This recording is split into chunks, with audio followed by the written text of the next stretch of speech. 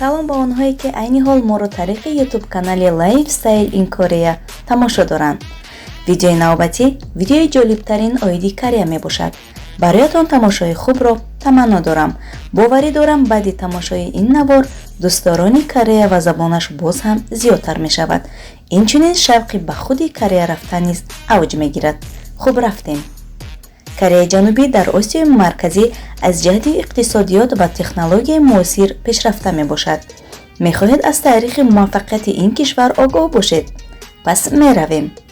Кореяи Ҷанубӣ кишварест ки дар Осиёи Шарқӣ дар қисми ҷанубии нимҷазираи Корея ҷойгир аст ва масоҳати он тақрибан 1210 километри квадратӣ мебошад. 70% давлатро кӯҳҳо ташкил медиҳад. аҳолияш бошад то ҳамин соли 2021 ба 51 миллиону 495 ҳазору 409 нафар расидааст.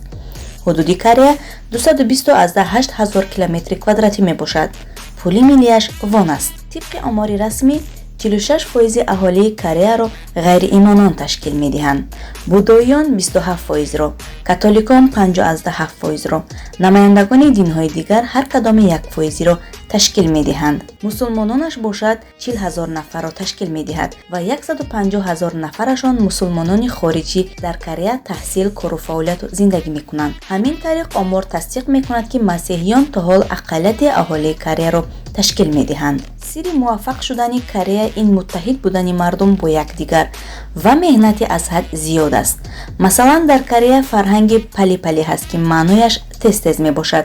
ин фарҳангро шиори худашон карда то истиқлолиятро ба даст оварданд бо ҳам якҷо муттаҳид шуда тез-тез кор мекарданд ки дар тӯли 50 сол муваффақ шуданд. таърихи муосири Кореяи Ҷанубӣ танҳо соли 1945 оғоз ёфт.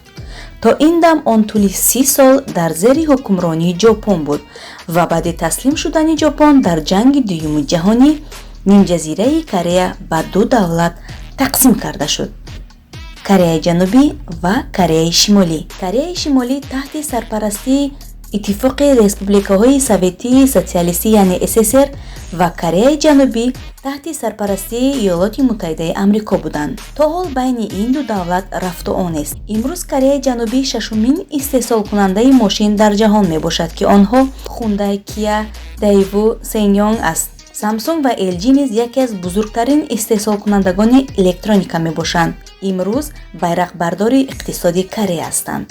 Кореяи Шимолӣ танҳо аз ҷиҳати силоҳ бой аст ва аз ҷиҳати иқтисодиёту технология паст аст. маоши миёна дар Кореяи Ҷанубӣ $2,500 аст ва бояд қайд кард ки кореягиҳо корчалонанд. субҳ аз соати 6 то соати 7 бегоҳ кор мекунанд. агар кори иловагӣ бошад то соати 9 шаб кор мекунанд.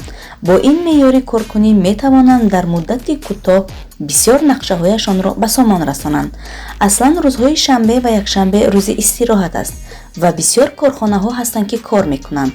дар кор рухсатии солонаи онҳо хеле кӯтоҳ, тақрибан 6 рӯз аст ва кореягиҳо дар рӯзҳои таътили соли навӣ танҳо 2 рӯз истироҳат мекунанд. бетанаффус кор кардан ҳам аз як ҷиҳат хуб нест, чунки саломатиро аз даст медиҳем. тибқи мантиқии кореягиҳо тифле ки 9 моҳ дар батни модарасу таваллуд мешавад, аллакай ӯро 1 сола кӯдак мегӯянд, яъне назар ба мо онҳо 1 сол калонанд. масалан фарзанди ман 5 сол дорад ва дар ин ҷо дар садик ӯро 6 сола мегӯянд.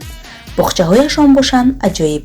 кӯдакони аз 3 моҳаро дар яслӣ қабул мекунанд ва то 3 сола шуданашон тарбият мекунанд. баъд аз 3 солагӣ онҳо яслиро хатм карда ба боғча равон мешаванд. боғчаҳояшон бошанд кӯдакони аз 3 сола то 6 соларо нигоҳубин ва тарбият мекунанд. системаи таҳсилотӣ дар Корея дар сатҳи олӣ аст. мактаббачаҳо дар соҳаи таҳсил кардан хеле устуворанд. таҳсилашон аз субҳ то шом аст. кӯдаконашон кам бозӣ мекунанд. кӯдаконро танҳо рӯзи шанбе ва якшанбе дидан мумкин аст, чунки онҳо аз субҳ то шом мехонанд.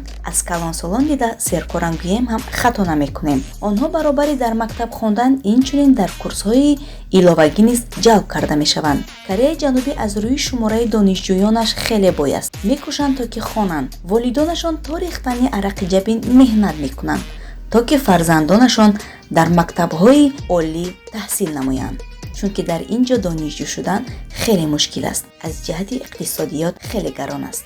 вақте синни 18-ро пур мекунанд, худашон мустақил мешаванд дар зиндагӣ, яъне зиндагиашонро мустақилона мебаранд. ҳастанд волидоне ки то хонадоршавӣ ба писарашон кӯмакпулӣ медиҳанд, лек бисёриҳояшон худашон зиндагиро пеш мебаранд. баъд аз дарс ба кор медароянд, яъне иловагӣ кор кардан дар Корея мушкил нест. кадом ҳолате ки хоҳӣ кор меёбӣ, танҳо кӯшишу завқ бошад, сарф намекунанд, яъне 1 соати вақташонро беҳуда сарф намекунанд. кореягиҳо дар муомилот хеле мулоиманд, муносибати хуб доранд, аз ҷиҳати ҳурмату иззат пеш ҳастанд. дар ин кишвар сайругашт кардан комилан бехатар аст. шабона ҳатто духтарон метавонанд озодона ба мағозаю сайругашт раванд. дар ҳама кӯчаҳояшон ҷое барои велосипедҳо ҳаст ки метавонанд дар он ҷо гузоранду раванд. касе намегирад, чунки дар ҳар гӯшаю хиёбонҳо камераҳои назоратӣ гузошта шудааст. Кореяи Ҷанубӣ дар соҳаи ҷарроҳии пластикӣ маъруфу машҳур аст. бисёри онҳо чашмонашонро ҷарроҳии пластикӣ мекунанд ки ба мисли аврупоиҳо чашмони калону зебо дошта бошанд. косметикаи Корея дар тамоми ҷаҳон маъруф аст. занону духтаронаш хеле худашонро дӯст медоранду нигоҳ мекунанд ва бисёр нозукпараст. маҳлулҳои косметикиро зиёд истифода мебаранд. мардонаш низ ҳамин тавр аз ҷиҳати тозагӣ пешанд. дар Кореяи Ҷанубӣ мавзӯи ҳоҷатхона хеле маъмул. дар ҳар қадаме ки наниҳем, масалан боғчаҳои сари роҳӣ ё боғчаҳои назди хонаҳо, ҳоҷатхонаҳои тозаи бароҳат ба таври ройгон аст ки роҳгузарон метавонанд бемалол истифода баранд. онҳое ки мехоҳанд ба Корея биёянд, метавонанд пеш аз омадан ин барномаро тамошо кунанд ва ба худ маълумот гиранд. хуб расидем ба фарҷоми барнома. итминони комил дорам каме ҳам набошад ба худ ғизои маънавӣ гирифтед. онҳое ки дар канали мо обуна нашуданд, метавонанд худи ҳозир обуна шаванд. фикру ақидаҳоятонро ҳатман дар комментария нависед. паноҳи худо.